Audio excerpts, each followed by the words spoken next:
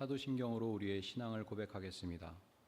전능하사 천지를 만드신 하나님 아버지를 내가 믿사오며 그 외아들 우리 주 예수 그리스도를 믿사오니 이는 성령으로 잉태하사 동정녀 마리아에게 나시고 본디오 빌라도에게 고난을 받으사 십자가에 못 박혀 죽으시고 장사한 지 사흘 만에 죽은 자 가운데서 다시 살아나시며 하늘에 오르사 전능하신 하나님 우편에 앉아 계시다가 저리로서 산자와 죽은 자를 심판하러 오시리라. 성령을 믿사오며 거룩한 공예와 성도가 서로 교통한 것과 죄를 사하여 주시는 것과 몸이 다시 사는 것과 영원히 사는 것을 믿사옵나이다. 아멘. 함께 부를 찬송은 423장입니다.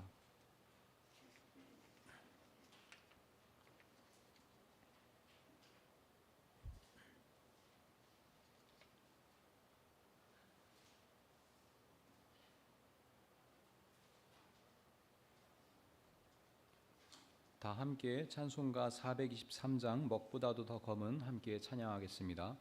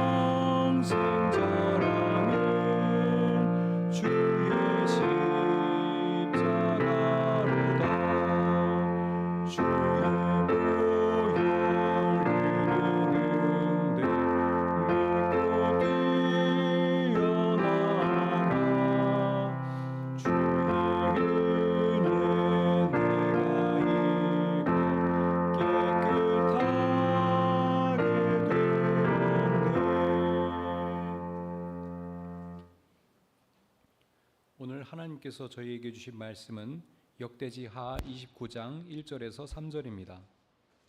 역대지하 29장 1절에서 3절입니다.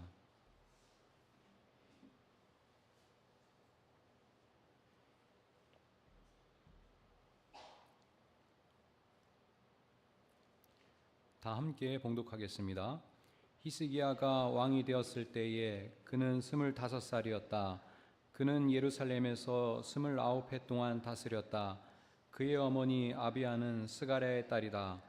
그는 조상 다윗이 한 모든 것을 그대로 본받아 주님께서 보시기에 올바른 일을 하였다.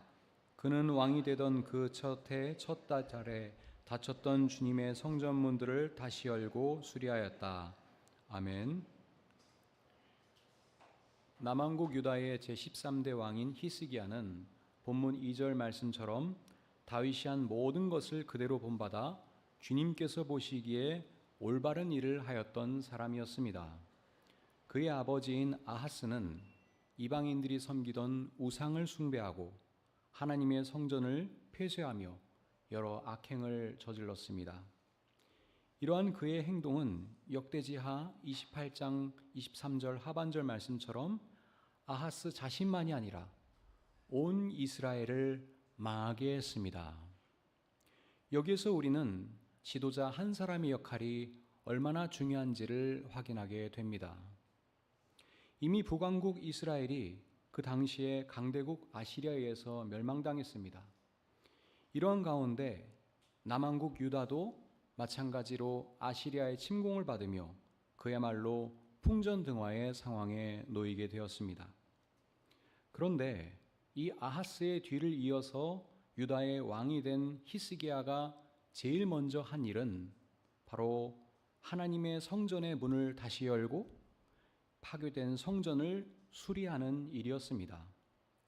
그는 나라의 위기 상황과 여러 산적한 문제들을 해결하기 위해서 제일 먼저 하나님께 대한 올바른 관계를 회복하는 것을 최우선 과제로 삼았던 것입니다. 그는 레위인들에게 하나님의 성전 가운데 하나님의 뜻에 어긋나는 그 어떤 모든 더러운 것들을 하나도 남김없이 제거하도록 명령했습니다. 그것은 하나님의 성전을 중심으로 하나님과 맺은 언약을 다시 세우며 하나님께 온전한 예배를 드리기 위한 준비 작업이었습니다. 그렇게 함으로써 히스기야는 백성들의 흩어진 마음을 하나님 앞으로 다시 하나로 모으려 했습니다.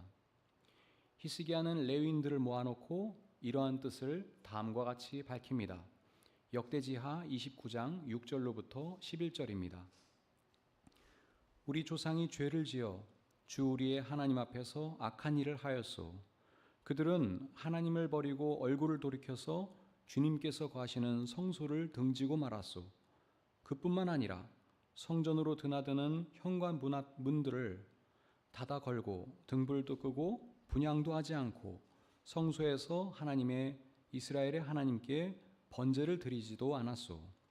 이러한 까닭으로 주님께서는 유다와 예루살렘에 대해 진노하셔서 우리를 두려움과 놀람과 비웃음거리가 되게 하셨다는 것은 여러분이 직접 보아서 알고 있는 사실이요. 조상들이 칼에 맞아 죽고 우리의 자식들과 아내들이 사로잡혀 갔소. 이제 나는 주 이스라엘의 하나님께서 그 맹렬한 진노를 우리에게서 거두시기를 바라며 하나님과 언약을 세우기로 결심하였소. 여러분, 시간을 낭비하지 않도록 하시오. 주님께서는 여러분을 선택하셔서 주님께 분향하게 하시며 백성을 인도하여 주님께 예배드리게 하셨소. 레위인들이 성전을 깨끗하게 하자 히스기야는 이제 제사장들에게 이스라엘의 죄를 속죄하는 번제와 속죄제를 드리게 했습니다. 이때 이스라엘의 온 회중이 함께 참여하여 하나님께 감사 예물을 드렸습니다. 이로써 하나님의 성전에서 예배를 드리는 일이 다시 새롭게 시작되었습니다.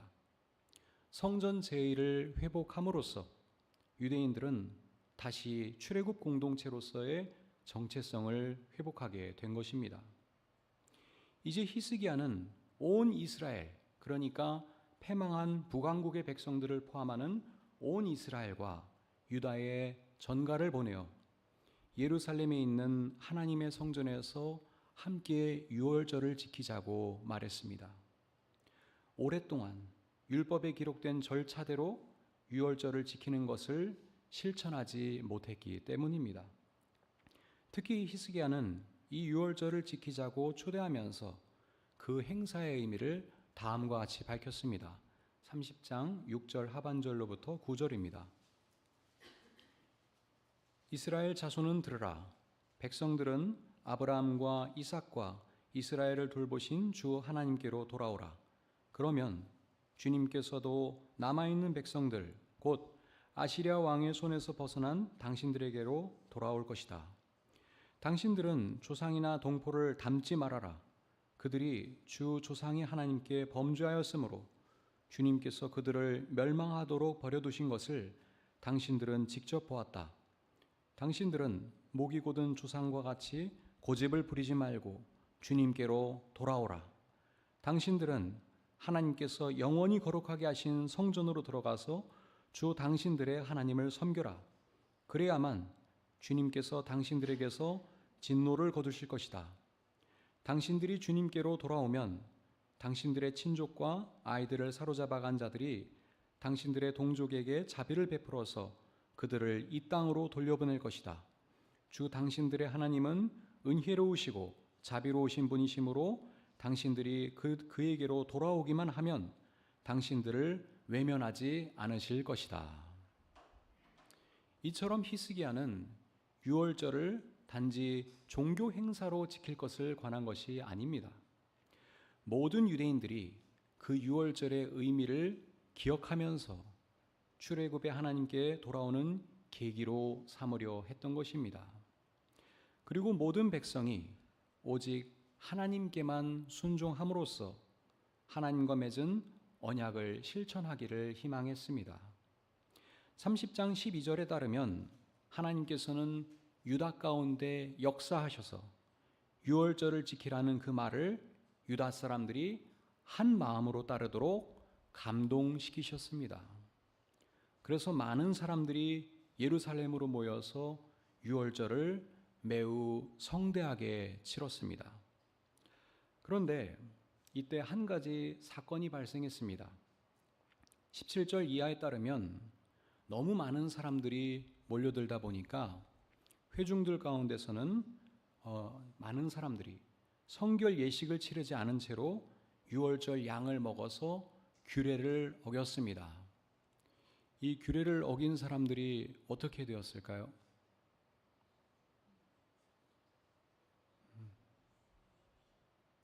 이 규례를 어긴 사람들에 대해서 히스기야가 하나님께 이렇게 간절한 기도를 올렸다고 해요.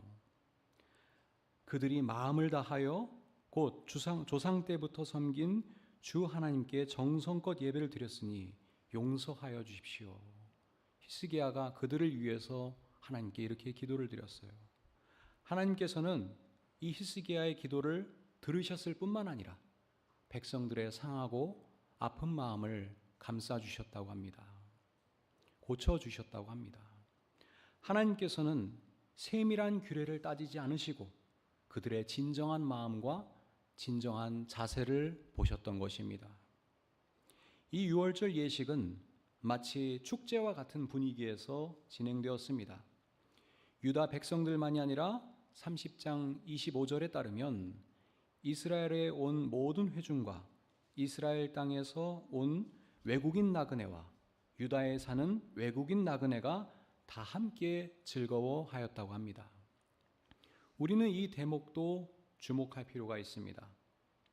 출애굽 사건 이후 하나님께서는 유대인들의 조상인 히브리인들에게 너희도 이집트 땅에서 나그네로 몸부쳐 살았으니 나그네들의 서러움을 헤아리고 그들을 억압하지 말라고 말씀하셨습니다. 그러므로 유대인들이 외국인 나그네들과 함께 더불어 살아가고 그들과 함께 유월절을 기쁘게 보냈다는 것은 매우 의미가 있는 일입니다. 그러므로 역대지하 30장 26절과 27절은 당시 유월절 분위기를 이렇게 증언합니다. 다윗 왕의 아들 솔로몬의 날부터 이제까지 이런 일이 없었으므로 예루살렘 장안이 온통 기쁨으로 가득 찼다. 레위인 제사장들이 일어나 백성을 축복하니 그 축복의 말이 하나님께 이르렀고 그들의 기도가 주님께서 계신 거룩한 곳 하늘에까지 이르렀다. 유월절 축제는 종교 행사로 끝나지 않았습니다. 그것은 출애굽 전통을 되살리려는 결의에 찬 축제였으므로 실생활에서 그 전통을 이어가려는 사회적 실천으로 이어졌습니다. 31장 1절에 따르면 거기에 있던 모든 이스라엘 사람들은 이 모든 일을 마치고 나서 각각 유다의 여러 성읍으로 돌아다니며 기둥과 석상을 산산이 부수고 아세라 목상을 찍어버리고 유다와 베냐민과 에브라임과 므낫세 온 땅에서 산당과 제단을 하나도 남기지 않고 없앤 다음에 각자의 고향, 자기들의 유산이 있는 곳으로 돌아갔습니다. 열왕기하 18장 4절에 따르면 먼저 히스기야가 우상 숭배를 위해 지어진 산당을 헐어버리고 돌기둥들을 부숴버렸으며 아세라 목상을 찍어버렸습니다. 또한 그는 모세가 만들었던 구리뱀도 깨뜨려 버렸습니다.